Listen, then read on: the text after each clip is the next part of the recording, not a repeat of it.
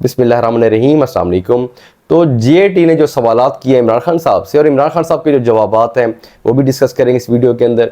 तो उसके अलावा जो इम्पॉर्टेंट बात है, इमरान खान साहब ने ये जो एलिगेशंस लगाए हैं, या इमरान खान साहब ने जो एंटी एस्टैब्लिशमेंट का बयानिया अपनाया था, इसके पीछे क्या स्टोरी थी, क्या वजह है, इमरान खान साहब चाहते क्या थे, तो ये चीज़ें डिस्कस करेंगे इस वीडियो के अंदर। तो पहले बात कर लेते हैं जीआईटी की। तो जीआईटी ने जब खान साहब से पूछा कि आपने एलिगेशंस लगाए 3 लोगों के ऊपर कि जी ये मुझे कत्ल करवाना चाहते हैं, या जो मेरे ऊपर कातिलाना हमला हुआ है, ये 3 लोग उसमें मुलव्वस थे। तो जिनमें 3 लोग मतलब शहबाज शरीफ साहब, राना सनाउल्लाह साहब, उसके बाद मेजर जनरल फैसल नसीर साहब। तो ये 3 लोग, मतलब आपके पास कोई एविडेंस है, कोई सबूत आपके पास है, आपने जो ये बात की है? तो खान साहब कहते हैं कि मेरे पास सबूत कोई नहीं है। तो उन्होंने फिर पूछा कि आपने तो इल्ज़ामात लगाए हुए हैं, ये आपकी वीडियोज़ हैं, तो आप इनको ओन भी कर रहे हैं, तो इसके बाद मतलब आपके पास कोई सबूत होने चाहिए। आप तो कह रहे हैं वीडियोज़ के अंदर कि जो मेजर जनरल फैसल नसीर हैं तो ये साजिश करते हैं मेरे खिलाफ, मुझे मरवाना भी चाहते हैं, मतलब इन बातों का आपके पास कोई सबूत नहीं है। तो खान साहब ने कहा मेरे पास कोई सबूत नहीं है। उसके बाद फिर जीआईटी ने ये पूछा उनसे, क्या आपको मेजर जनरल फैसल नसीर जो हैं उन्होंने कभी आपको धमकी दी हो, कभी आपसे बात की हो फ़ोन के ऊपर या मुलाकात की हो, तो उन्होंने कभी आपको थ्रेट किया हो? खान साहब ने कहा बिल्कुल नहीं, मेरी कभी मुलाकात भी उनसे नहीं हुई, तो मेरी कभी उनसे बात भी नहीं हुई, तो उन्होंने कभी मुझे धमकी भी नहीं दी, लेकिन कहीं से मुझे पता चला है कि वो इस तरह करना चाह रहे हैं। तो देखिए, बात यह है कि औहदों को साइड पे कर लेते हैं। अब किसी आम शहरी के ऊपर भी बंदा बगैर सबूत के एलिगेशन नहीं लगा सकता, मतलब किसी के ऊपर भी इतना बड़ा इल्ज़ाम नहीं लगाया जा सकता बगैर सबूत के। तो खान साहब को चाहिए था कि अगर आपके पास कोई सबूत है तो वो पेश करें, तो अगर नहीं है तो एलिगेशन लगाने नहीं चाहिए।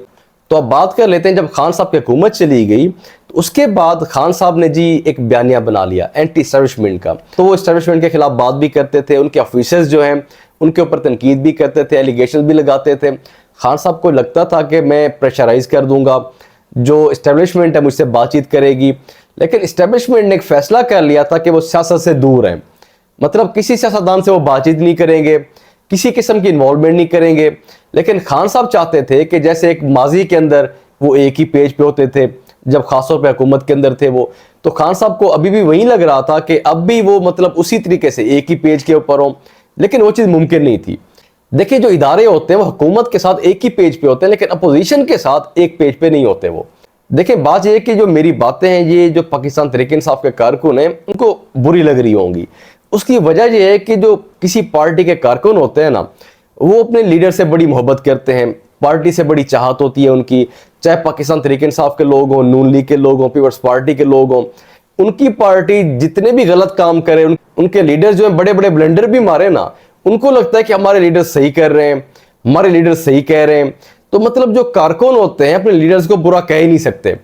इसीलिए अब जब हम बात करते हैं किसी लीडर के बारे में, तो उनके ऊपर जब तनकीद करते हैं, जो उनके कारकुन होते हैं वो कभी कभी बदतमीजी पे भी आ जाते हैं, गालियां भी देना शुरू हो जाते हैं, कभी कभी बड़ा वो एक रिएक्शन देते हैं गलत तरीके से। लेकिन देखिए, जो कारकुन होते हैं ना, उनके दिमाग में से लीडर की मोहब्बत बैठ जाती है, उनको नहीं पता चलता कि क्या सही है क्या गलत है।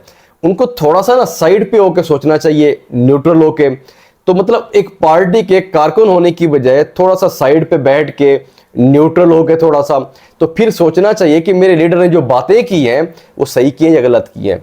देखिए, इमरान खान साहब टारगेट करते हैं एस्टैब्लिशमेंट को, फिर कहते हैं मैंने बात भी उनके साथ करनी है, तो ये चीज़ें समझ से बाहर हैं। तो अब देखिए, इमरान खान साहब का मसला नहीं है। तो देखिए, नवाज शरीफ साहब जब उनकी भी हुकूमत चली जाती है वो भी कहते हैं कि जी मुझे क्यों निकाला। देखिए, जब इन सियासतदानों की हुकूमत होती है, जब इनका एक टेन्योर चल रहा होता है, तो उस टाइम इनको कुछ नज़र नहीं आता। उस टाइम इनको ये नज़र नहीं आता कि जी पावर हमारे पास नहीं है। तो इमरान खान साहब तो बाद में यही कहते रहे ना कि जी जो पावर थी वो बाजवा साहब के पास थी, मेरे पास नहीं थी। तो नवाज शरीफ साहब वो भी इसी तरीके से कहते थे, हमें खुल के काम नहीं करने दिया जाता। तो भाई आप 3.5 साल 4 साल क्यों बैठे रहते हैं? फिर जब आपको काम नहीं करने दिया जाता, जब आपको लगता है कि हमारे पास पावर नहीं है, तो आप पहले छोड़ दे अपनी हुकूमत को। छोड़ते तो एंड तक नहीं आप। इमरान खान साहब तो आखिर तक हुकूमत नहीं छोड़ रहे थे, उन्होंने तो फिर बाजवा साहब इनके ऊपर तनकीद करते हैं, उनको ताहयात मतलब एक्सटेंशन की ऑफर भी की गई। तो इसी तरीके से सियासतदान जो है कुर्सी को छोड़ते नहीं है, लेकिन जब कुर्सी यहाँ से चली जाती है, जब उनको लगता है कि अब मतलब हमारे पास कुर्सी तो रही नहीं, अगला इलेक्शन आने वाला है, उसके लिए एक बयानिया चाहिए होता है। वो बयानिया होता है एंटी एस्टैब्लिशमेंट का।